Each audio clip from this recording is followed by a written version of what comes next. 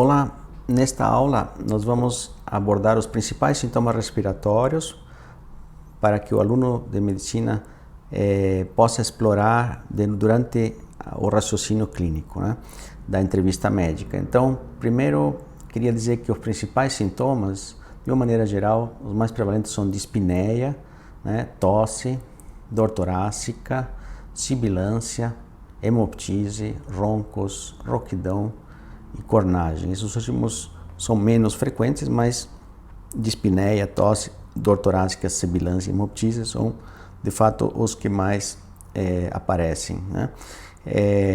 A dispneia, em primeiro lugar, o que nós temos que saber, né? Primeiro que algumas definições são importantes já. Por exemplo, como que você vai escrever, né, na história de uma vida atual? Às vezes o paciente fala assim, olha, doutor, eu tenho dispneia quando eu deito. Isso se chama ortopneia, né? E a doença que você tem que pensar é insuficiência cardíaca congestiva, né? Por outro lado, se ele te diz, doutor, eu acordo à noite para respirar, se chama dispneia paroxística noturna, e também você vai pensar na insuficiência cardíaca congestiva. Alguns pacientes vão ter dispneia somente em decúbito lateral, e isso te faz lembrar em derrame pleural, em decúbito lateral. Então, quando o paciente tem dispneia somente em determinado decúbito, você pensa em um derrame pleural. A platipneia, por outro lado, é uma dispneia quando o paciente está sentado e melhora quando deita, né? Ao contrário da ortopneia. Aí você pensa primeiro em hipovolemia, que é uma desidratação. O paciente se sente mal quando adquire a posição ortostática, né? E outras vezes você vai pensar em uma síndrome hepatopulmonar, que é uma complicação da cirrose hepática, né? Então, os pacientes eles têm essa característica também. E existem outras doenças menos comuns, como forame oval patente e malformação arteriovenosa, que podem fazer também a mesma coisa. Tem também a classificação da dispneia, né? Que ele é emprestado aí do DPOC, porque na verdade você tem que graduar a dispneia, né? Fala assim, bom, dispneia quanto, né? Para eu apontar aqui no prontuário. E na próxima aula, na próxima consulta, melhor dizendo, a gente tem que saber se o paciente melhorou. Então, tem essa classificação aí britânica, né, que é graduada, se chama MMRC, né, a escala da dispneia modificada aí de pesquisa da British Council. Então, é assim, eles classificam em 4 graus, né? O 0 seria que não tem praticamente dispneia, só tem quando tem exercícios extenuantes, ou seja, como todo mundo, né? 1, ele já tem falta de ar, o paciente, quando anda rápido num plano, né? Ou em leves aclives, né? Então, antes não tinha e passa a ter. 2 seria se o paciente, no plano, eu ando mais devagar que as pessoas da mesma idade que eu, né? Por falta de ar, ou então eu tenho que parar para pegar fôlego ao andar no meu próprio passo. 3 seria que apenas bastam menos que 100 metros que já tenho falta de ar, né? Caminho em 100 metros, menos do que isso já tenho falta de ar. E 4 seria, eu tenho falta de ar que me impede de sair de casa, ou ao tomar banho, ou ao trocar de roupa, né? Então, são as graduações que você tem, né, de dispneia. Você pode anotar isso no prontuário, né? MMRC, por exemplo, 2. Aí você tem que comparar isso com a próxima consulta, né? Também existe a dispneia graduada, emprestada da insuficiência cardíaca, que é a classificação de New York. Essa classificação, ela também são em 4 passos, né? Só que aqui não tem o grau 0, como tinha antes, né? E aqui é em números romanos, né? 1, 2, 3 e 4. A 1 significa que o paciente não tem sintomas de dispneia durante atividades do dia a dia, ou seja, seria uma situação normal. 2 seria sintomas leves durante atividades cotidianas, né? Então, o paciente, aquilo que ele fazia cotidianamente antes, agora ele faz e ele tem falta de ar, né? 3 seria sintomas desencadeados por atividades físicas menos intensas que as cotidianas ou a pequenos esforços, quer dizer, só o fato de sair do carro, entrar no carro, ele já tem falta de ar, né? E o 4 seria sintomas a mínimos esforços, por exemplo, trocar uma roupa, tal, ou até mesmo em repouso, né? Ou seja, Não precisa nem se esforçar para ter falta de ar. Eles classificam dessa maneira, e a gente também usa muito a dispneia de grandes esforços primeiro, médios, pequenos e em repouso. Então, essa situação é uma situação frequente também, e a dispneia do paciente com insuficiência cardíaca vai fazendo isso, né? Ela começa uma dispneia inicialmente a médios esforços, depois pequenos e depois repouso, né? Por outro lado, nós temos aqui um quadrinho que mostra as causas de dispneia, assim, de maneira geral, né? Então, tem autores que classificam assim, bom, tem a dispneia de causa aguda, subaguda e crônica. Agudas são as bem importantes a se saber, como, por exemplo, obstrução de vias aéreas, anafilaxia, asma, pneumotórax, embolia de pulmão, tromboembolismo pulmonar, infarto agudo do miocárdio, edema agudo de pulmão, uma arritmia e até mesmo ansiedade podem fazer dispneia aguda. As subagudas, você já tem, ou seja, aquelas que ocorrem, digamos, uma evolução aguda, é uma evolução rápida, que tem uma evolução assim nos últimos dias. A subaguda, de alguns dias a semanas, assim, normalmente menos que 3 semanas a subaguda, e acima disso, né, quase de 3 semanas em diante, um mês em diante, às vezes para arredondar, você chama de crônicas, né?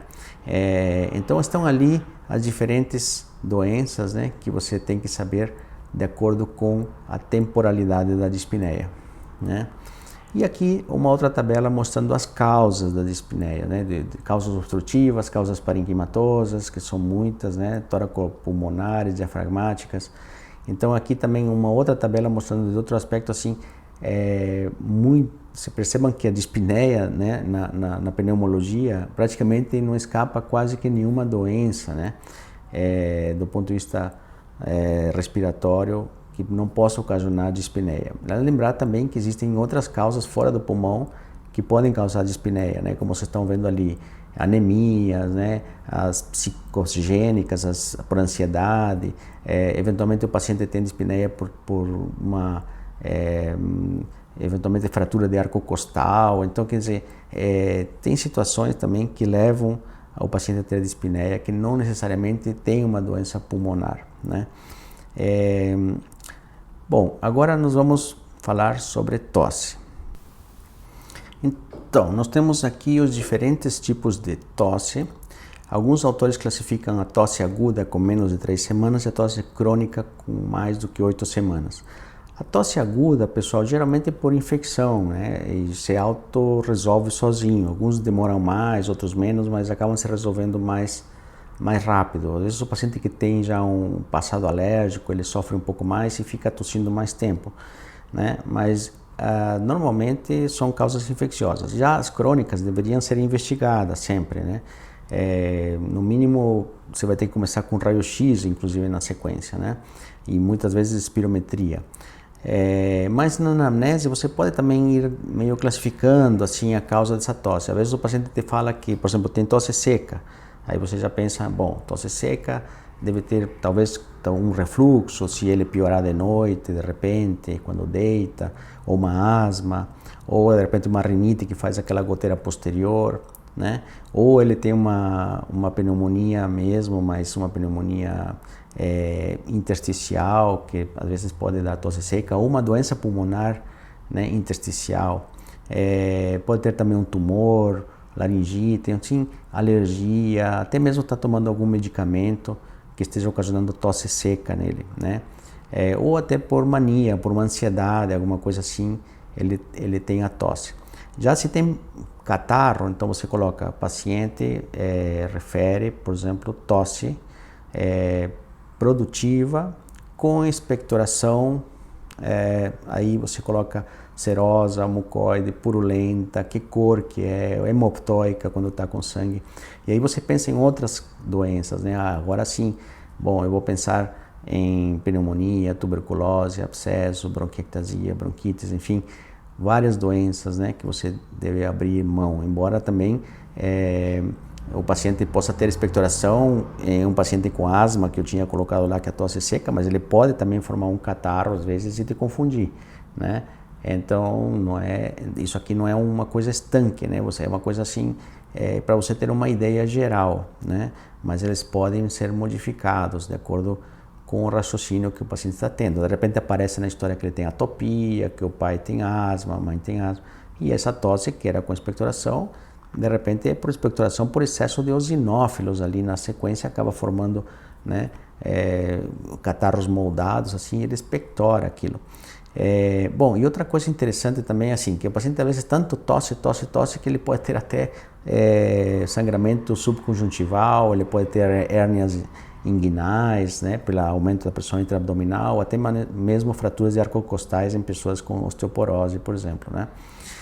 Por outro lado, existem tipos de tosse que te levam a pensar em algumas doenças, né, tipo tosse quintosa, que é aquela tosse em guincho, assim, que o paciente tosse, quase se afoga e daí tosse de novo, acesso de tosse assim, coqueluche, por exemplo. A bitonal, que parece que está em 2 tonos, assim, a tosse, paralisia de corda vocal, né, uma lesão do nervo laringeu recorrente, pós-tiroidectomias, às vezes pode acontecer. Voz rouca, numa laringite, é mais comum em crianças, a laringite estridulosa, né, mas em adultos, uma laringite bem intensa pode dar a voz rouca, o tabagismo, a paracoccidiomicose também, que é uma doença fúngica. Se o paciente tosse pela manhã, você pode pensar em tabagismo. A asma também pode acontecer, mas a asma é de madrugada, onde o cortisol cai, normalmente é que o paciente vai tossir, é mais noturna, né? Mas de manhã cedinho também pode. A noturna, então, a asma, que já tinha falado, refluxo, insuficiência cardíaca congestiva, que a gente chama de até asma cardíaca, né? Que o paciente tosse por causa que ele congestiona o pulmão ao deitar, por isso que ele tem ortopneia, né? O gotejamento pós-nasal, que é o típico da rinite alérgica, que ocasiona uma irritação dos receptores da tosse na via aérea superior. O paciente às vezes come e tem tosse, você pensa numa disfagia, numa doença do refluxo, uma esofagite eosinofílica, por exemplo, também, aspiração, enfim, várias doenças você pode pensar aí quando ele tosse, né, ao comer. E eventualmente ele pigarreia, né? Ele não tem uma tosse especificamente, mas só fica algum pigarro, assim. Isso é bem comum em refluxo e também psicogênico. Aqui temos uma tabelinha para mostrar para vocês as diferentes causas de tosse, né? Desde respiratórias e não respiratórias também. Podem perceber que nem tudo que o paciente se queixa de tosse vai ter uma causa pulmonar, né? Claro que você vai ter que pensar, mas eventualmente ele pode ter uma causa não respiratória, como refluxo, já foi falado antes. Então, na história clínica, pessoal, você tem que indagar o paciente, né? Você tosse quando? Quando come, quando deita, né? Você está tomando algum remédio, né? Você veja inibidores da ECA, né? Você tem algum problema cardíaco, você incha as pernas, né? Então, você tem que fazer os links assim, né? Você fuma, ou seja, na história clínica você vai perseguindo dentro de um raciocínio clínico aquilo que está acontecendo com o paciente, vai falando algumas coisas e você vai dizendo, puxa, pode ser isso, pode ser aquilo. Então você vai raciocinando de acordo e perguntando, sem induzir, né, logicamente, a pergunta, né? Você vai fazer uma pergunta, no mínimo você tem que dar uma opção para o paciente, mas você já fumou ou não fumou, né? Você fuma ou não, né? Então, assim, vai raciocinando e vai perguntando para o paciente. Este tópico aqui, hemoptise, também é muito importante e de certa forma alarmante, assim, né, para o paciente e para o médico também. Nós temos assim, primeiro temos que saber se é uma hemoptise mesmo, né? Então, às vezes confunde uma hemoptise, né, que é um sangue da via aérea, com hematêmese, que é sangue do trato digestivo, e com sangramento nasofaríngeo, que também isso é muito comum confundir. Então, o que te fala a favor da hemoptise? Quando o paciente vem assim misturado com catarro, né, ele tem tosse, então, né, imediatamente após tossir tem a estria de sangue ou tem o sangramento. Já a hematêmese é seguido de náuseas, misturado com vômitos, muitas vezes. E no sangramento nasofaríngeo, o sangue aparece mais na boca, assim, né, na hora que ele abre a boca que está o sangue lá. Então, são situações importantes também de comentar aqui para a diferenciação. Agora, se for hemoptise mesmo, é importante que você saiba também que 10 a 20% não tem diagnóstico, né? Então, às vezes você vai, investiga e não acha a causa.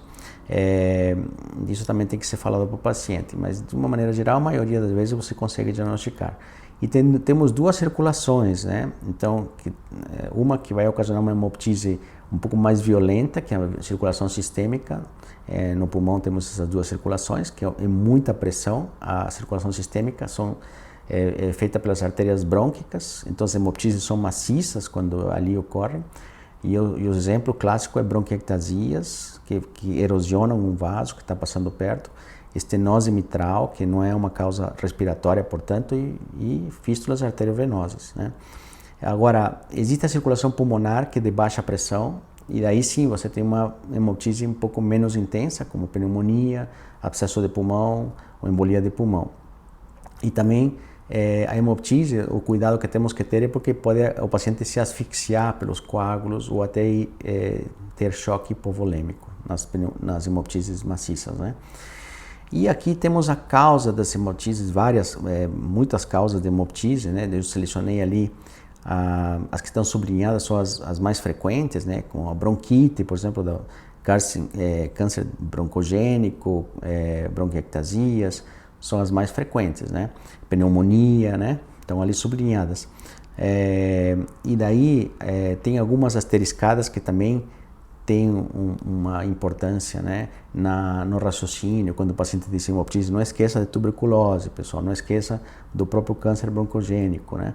Do carcinoma broncogênico, não esqueça do adenoma brônquico, né? Assim, são asteriscos que coloquei ali para você não esquecer a bronquiectasia também, né? Mas vocês vejam que tem hemoptises ocasionadas por problemas vasculares, né? A embolia de pulmão é um problema vascular, né? Assim, é um trombo, né, no vaso, e isso ocasiona um infarto pulmonar e daí uma hemoptise. Você também pode ter um edema agudo de pulmão, aneurisma de aorta dissecante, vasculites, né? Pensando já no próprio pulmão, tuberculose, né? Também, que é uma coisa que não deve ser esquecida na avaliação de hemoptise, pneumonia, né? Micoses, enfim, metástases, até mesmo iatrogênicas, né? Por catéteres, enfim, procedimentos broncoscópicos, né? E até outros, né? Que normalmente coagulopatias, claro que o paciente não vai sangrar só no pulmão, ele vai sangrar em vários lugares, mas também não esqueça de pensar parasitoses, síndrome de Goodpasture e assim por diante.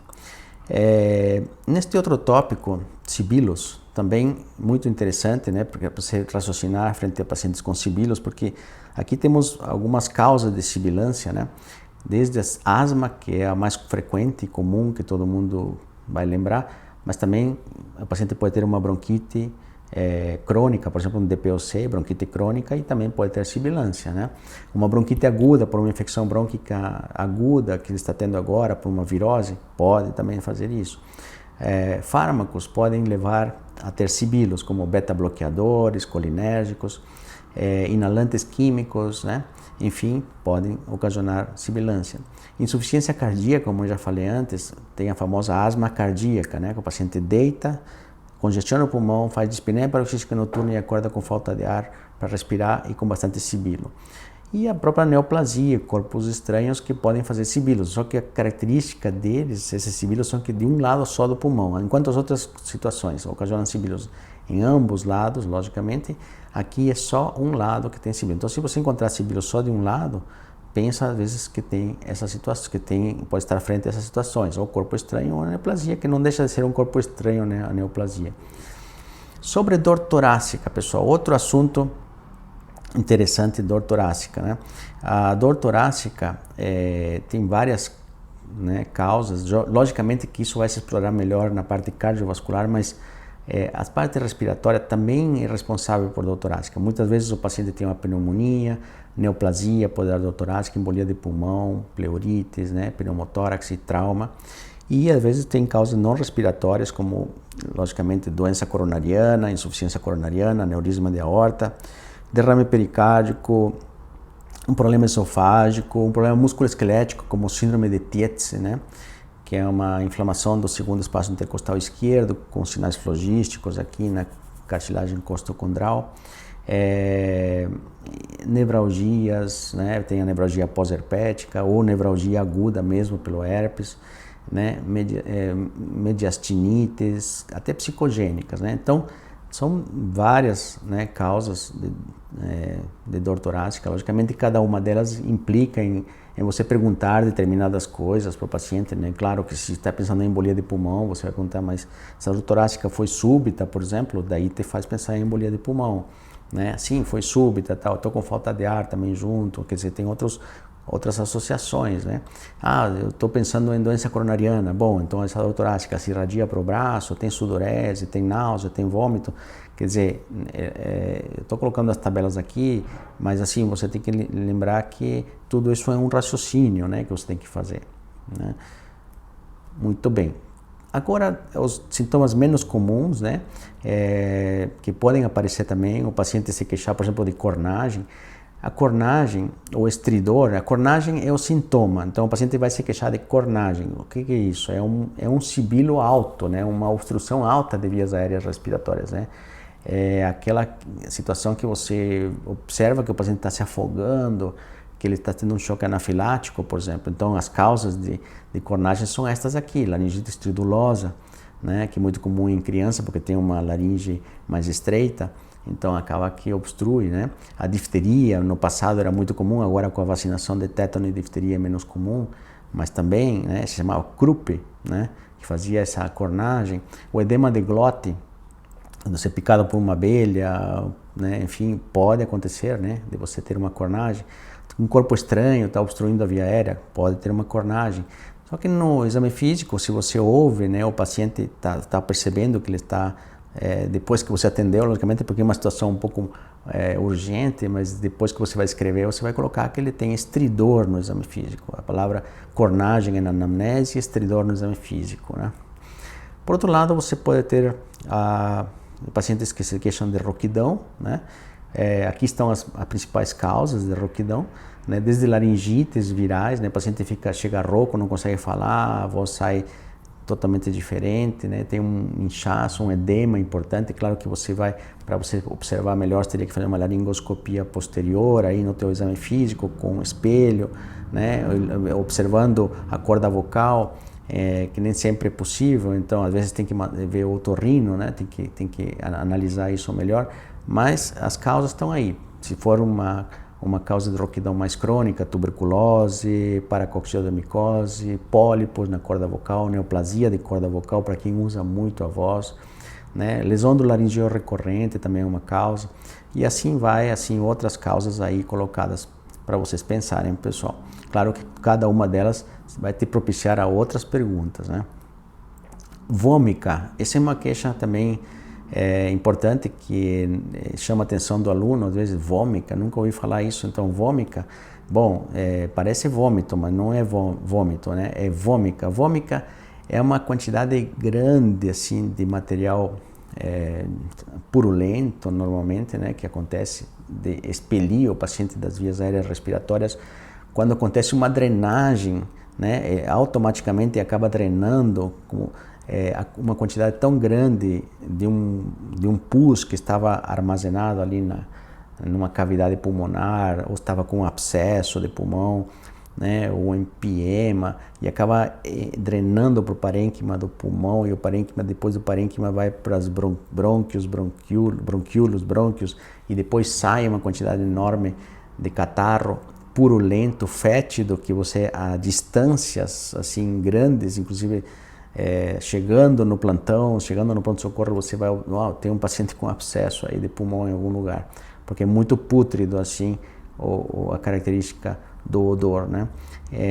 Então estão ali as causas: abscesso pulmonar, empiema, mediastinite supuradas, abscesso sulfrênico. Só lembrar que o empiema normalmente não acaba ocasionando vômica, mas às vezes ele pode drenar automaticamente para dentro, né? E isso para dentro e até os brônquios sair na forma de vômica, ou para fora também, fazendo uma drenagem para fora muitas vezes, mas a maioria das vezes não acontece por empiema pleural, porque quando a gente fala empiema significa da pleura. A pleura é um lugar fechado que não tem como sair, mas às vezes pode, né, encontrar espaços e acabar drenando espontaneamente. Mas é mais comum no abscesso pulmonar, tem que lembrar mais do abscesso. Muito bem, e agora estamos finalizando já as diferentes correlações clínicas. Então, as correlações clínicas que te fazem pensar em determinadas doenças é importante. Se você tiver um paciente, por exemplo, tem muita sinusite, rinite, conjuntivite, vou pensar que seja uma coisa alérgica, então de repente estou frente a uma asma que tenho que tratar. O paciente tem muita artralgia, queda de cabelo, alopécia, portanto, despigmentação, eritema nodoso, colagenose, sarcoidose, né? Tem baqueteamento digital, né? Tem DPOC, o paciente tem insuficiência cardíaca, vou pensar nessas doenças, né? Então, se o paciente tem baqueteamento digital, vou pensar nessas doenças, melhor dizendo. Hemoptise, o paciente tem hemoptise, tem glomerulonefrite, síndrome de Goodpasture, né? Tem meningite, vou pensar numa criptococose que está atingindo o pulmão, né? Uma neoplasia de ovário, uma CIT, drânia pleural, síndrome de Meigs, obesidade, sonolência, síndrome da apneia do sono ou Pickwick, né? Sinusite, hematúria, proteinúria, numa vasculite, na granulomatose de Wegener, por exemplo. A perda de peso, sudorese noturna e febre é uma tríade importante para linfoma, para tuberculose. Ou ele tem uma síndrome paraneoplásica de um carcinoma broncogênico, né, pessoal? Osteoartropatia pulmonar hipertrófica, síndrome da secreção inadequada do ADH, síndrome de Cushing, assim por diante, muitas situações clínicas secundárias a um carcinoma brônquico. Então, isso se chama síndrome paraneoplásico, né? Quando a manifestação do tumor está ocorrendo à distância, né? Síndrome paraneoplásica. Muito bem, muito obrigado e até a próxima aula.